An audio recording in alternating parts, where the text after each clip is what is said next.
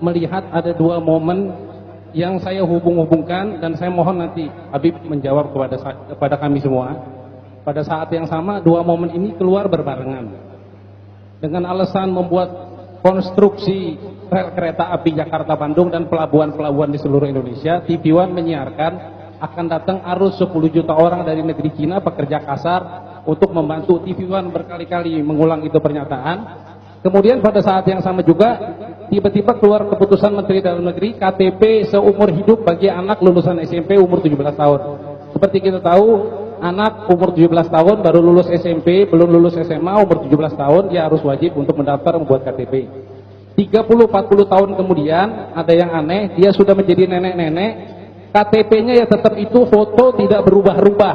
Menurut saya itu kebijakan yang tidak masuk akal. KTP anak SMP, lulus SMP, 30-40 tahun kemudian ya KTP-nya itu juga. Terus pada saat yang sama arus 10 juta orang asing ini masuk ke sini. Nah, saya pribadi menghubung-hubungkan ini salah satu strategis untuk memenangkan pemilu-pemilu yang diinginkan oleh orang-orang mereka. Nah, bagaimana FPI menyikapi pendapat saya ini? Mohon maaf. Ya, terima kasih banyak Abi Hasan, jazakumullahu khairul jazak. Tentang serbuan pekerja asing dari negeri Cina, ini memang merupakan tantangan berat buat kita semua. Jadi perlu kita ketahui, beberapa waktu yang lalu Presiden kita memang mendapat bantuan kucuran dana dari negeri Cina untuk pembangunan. Tapi tolong dicatat oleh semua ikhwan yang ada di sini, dana bantuan untuk pembangunan dari Cina yang jumlahnya ratusan triliun itu tidak cuma-cuma. Pertama, itu sebagai pinjaman yang berbunga. Yang kedua, ini yang perlu kita tahu, bahwa ada kompensasi pembangunan itu harus dilakukan oleh perusahaan Cina. Berarti kan duitnya masuk ke sana lagi. Dan nggak sampai di situ. Yang ketiga, perusahaan Cina yang membangun itu akan menggunakan material, konstruksi dan lain sebagainya juga dari Cina. Yang keempat, untuk melaksanakan proyek-proyek tersebut, tenaga kerjanya pun ada persentase tertentu harus dari Cina. Nah, makanya ada beberapa proyek, katakan 900 tenaga kerja, yang 300 dari Cina. Kalau 9.000 tenaga kerja, yang 3.000 dari Cina, 30% lebih. Nah, jadi artinya di sini kita lihat, yang ngasih utang Cina, negara Cina nih, pakai bunga, kita bayar utangnya pakai bunga nanti. Terus kita punya proyek, mesti perusahaan dia juga yang kerjain. Dan beli materialnya, mesti beli sama dia juga. Nah, kemudian tenaga kerjanya mesti tenaga kerja dari dia juga. Jadi ini betul-betul satu penjajahan ekonomi. Jadi ini yang menolak sudah banyak, bukan hanya dari kalangan Islam, tapi hampir seluruh elemen bangsa Indonesia apapun agamanya yang cinta yaitu kepada negara ini, yang punya semangat nasionalisme dan kebangsaan yang tinggi, mereka semua menolak. Dan ini nggak boleh dibiarkan. Nah, ini yang perlu. Dan lagi pula persoalan tenaga kerja yang didatangkan tersebut, saudara, itu kan mestinya harus melalui bukan hanya sekedar perekrutan perusahaan mereka, tapi juga harus melalui penelitian pihak kita. Kita mesti tahu ini yang diturunkan ini intelijen bukan, yang diturunkan ini tentara bukan, yang diturunkan ini sebetulnya siapa. Nah, jadi ini sudah bukan lagi menjadi konon katanya, tapi real tenaga kerja Cina itu sedang menyerbu Indonesia. Itu pertama yang saya mau bicara. Yang kedua, ada hal yang sangat tragis, bukan lagi ironis, tapi tragis. Manakala saudara di kita punya negeri, ini sarjana yang baru lulus sekolah mau cari kerja setengah mati, itu antri untuk mendaftar ujian PNS aja 3 hari 3 malam mereka mesti antri setengah mati. Saudara, satu cari kerja setengah mati, ditambah lagi yang kedua yang udah dapat kerja banyak di PHK. Ini bangsa kita sendiri, udah bangsa kita cari kerja susah, banyak yang di PHK, akhirnya banyak yang terpaksa jadi TKI dan TKW di luar negeri. Sementara kita lagi kesulitan menyediakan lapangan kerja sedemikian rupa, lah kok lapangan kerja yang ada dikasih bangsa Cina. Ini bangsa Cina yang saya maksud di sini yang datang dari RRC ini ya. Bukan Cina yang warga negara Indonesia, bukan. Kalau Cina warga negara Indonesia, mereka punya hak sipil yang sama dengan kita. Tapi ini saya bicara tenaga kerja dari negeri Cina. Loh, orang kita lagi banyak yang di PHK, kita lagi sulit mencari kerja.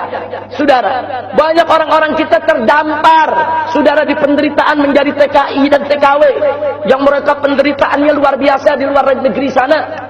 Nah, tahu-tahu sekarang ada kerjaan bagus, saudara, diberikan kepada tenaga kerja dari Cina.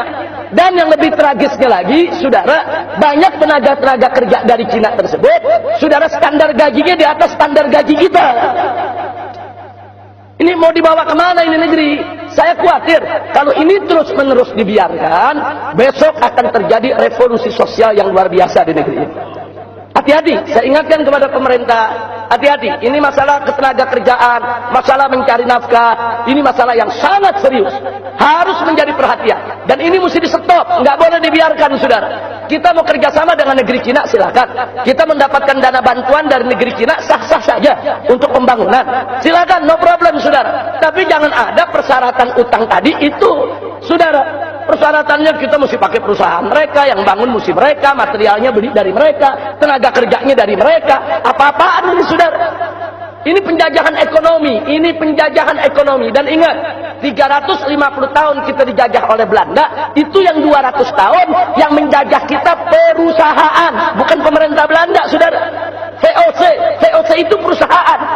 Perusahaan perkebunan, perusahaan pertanian, saudara, yang punya uang banyak, yang menyewa, yaitu jawara-jawara untuk kenteng-kenteng mereka, bahkan membentuk pasukan bersenjata. Itu yang jajah Indonesia. 200 tahun lebih kita dijajah oleh perusahaan Belanda, bukan pemerintah Belanda, bukan.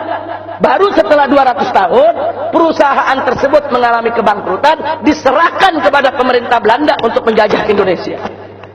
Nah, jadi artinya hati-hati, jangan sampai besok Indonesia ini dijajah oleh perusahaan Cina, saudara. Kita lagi diserbuin oleh perusahaan-perusahaan Cina, saudara. Mereka akan jajah kita. Dan jangan lupa, pengusaha-pengusaha tersebut, saudara, dengan akses yang mereka miliki, dengan finansial yang mereka punya, mereka mampu untuk membentuk security yang dipersenjatai, security yang dilatih. Saudara, jangan kaget, saudara. Kalau sekarang ini banyak orang keturunan di Indonesia ini rame-rame daftar jadi anggota Perbakin. Kalau mereka daftar jadi anggota Perbakin, artinya apa? Mereka boleh bawa senjata, mereka boleh punya senjata, mereka boleh menggunakan senjata, walaupun alasannya untuk olahraga atau untuk berburu, saudara. Nah, kenapa orang-orang pribumi pada nggak jadi anggota Perbakin? Ya karena bayarnya mahal untuk bikin kartunya, saudara. Tapi bagi mereka, sekedar bayar 3 juta, 5 juta, 10 juta, kecil, saudara. Dapat beli senjatanya cuma 20 juta, saudara, dapat senjata bagus kok. Ini bahaya. Jadi hati-hati, ini negeri kita ala khatarin azim, dalam posisi yang sangat-sangat berbahaya. Jadi saya sepakat itu, tapi ini kita nggak bisa sikapi hanya dengan ceramah, hanya dengan tabligh, tapi harus ada gerakan konkret, real. Bagaimana untuk mencegah ini semua? Kita harus kirim delegasi ke DPR, kita harus pertanyakan itu ke DPR, khususnya Komisi 1 bidang politik dan keamanan, saudara, untuk mencegah ini semua. Kita harus tekan presiden, kita harus tekan pengambil kebijakan, nggak boleh negeri ini dilelang begitu saja, saudara. Sekarang kita lihat, saudara, ini kekuatan pengusaha-pengusaha Cina non-Muslim di Indonesia besar. Mereka punya kerjasama yang kuat dengan perusahaan Cina yang ada di RRC. Makanya sekarang proyek reklamasi, saudara. Begitu seorang menteri yang punya nasionalisme, punya semangat kebangsaan, cerdas, rajin, bagus, berani, seperti Pak Rizal Ramli, saudara. Dia protes itu reklamasi pantai Jakarta. Dia tolak itu reklamasi daripada pulau di sana. Akhirnya ribut dengan Ahok, saudara. Apa yang terjadi? Bukan Ahok yang digusur, Rizal Ramli yang diberhentikan. Ada apa? Sebab ini proyek reklamasi pantai, saudara. Ini reklamasinya sudah berjalan, duit triliunan dari investor Cina sudah masuk. Saudara, mereka sudah buat gambar apartemen-apartemen di 17 pulau, dan mereka sudah buat iklan, yaitu animasi, dan itu iklan disiarkan di televisi di Beijing. sehingga pengusaha-pengusaha Cina beli itu apartemen. Apartemennya belum dibangun, nguruknya belum selesai. Saudara, unit itu udah habis laku. Nah sekarang ini berapa ratus triliun. Makanya kalau reklamasi itu di stop, sebagaimana Ahok mengatakan, kalau di stop kita akan dituntut oleh luar negeri. Memang betul. Memang betul. Tapi disinilah dituntut keberanian Jokowi.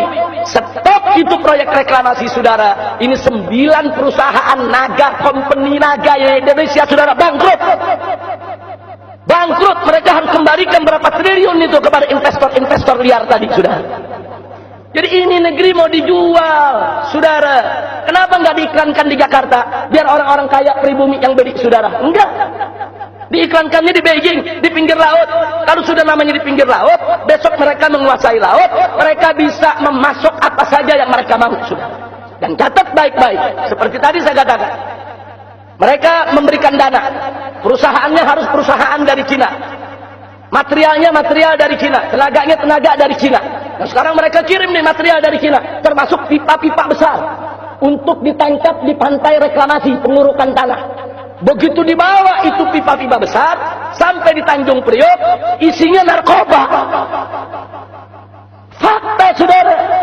Ini bukan konon katanya, berapa ton narkoba yang dimasukkan ke Indonesia, saudara. Ada apa dengan negeri kita ini? Dihadap ini. Udah mereka ngambil apa namanya, mereka berikan kita pinjaman, kita harus bayar dengan bunga. Ditambah kita mesti pakai perusahaan mereka, kita mesti pakai material mereka, kita mesti pakai tenaga kerja mereka. Mereka manfaatkan menguasai laut untuk masukkan narkoba. Nah, jadi ini nggak boleh dibiarkan. Ini semua punya kaitan. Jadi saya sepakat dengan Habib Hasan, ini harus disoroti, dan FPI sangat serius menyoroti persoalan ini. Nah, adapun soal KTP dan lain sebagainya, saya tidak ingin memberikan ulasan yang panjang, tapi keresahan Habib Hasan sebetulnya keresahan kita semua. Nah, artinya KTP itu memang seyogianya tidak seumur hidup, tapi ada fase-fase tertentu, 5 atau 10 tahun, kan ada perubahan status seseorang. Perubahan dia udah kawin atau belum, perubahan apakah dia pekerja atau anak sekolah. Nah, ini kalau nggak dimuat di KTP seumur hidup, sampai nenek-nenek masih pelajar gitu. KTP kita bikin umur 17 tahun, statusnya apa? Pelajar SD, kan begitu. Pelajar SM atau SMA, saudara. Nah, begitu umur kita 50 tahun, nggak diganti-ganti, masih pelajar, belum kawin terus tuh. Bagi yang laki jadi modal kawin lagi tuh. Nah, jadi saya pikir betul yang dikatakan Habib Hasan tadi, memang tidak realistis. Mesti ada fase tertentu untuk diperbarui. Tapi saya sepakat, kalau biayanya dibebaskan. Nah, boleh dibuat ulang 10 tahun sekali, tapi tanpa biaya. Nah, ini yang perlu saya sampaikan. Terima kasih Habib Hasan. Jazakumullahu khairan jazak atas apa yang disampaikan oleh beliau barusan.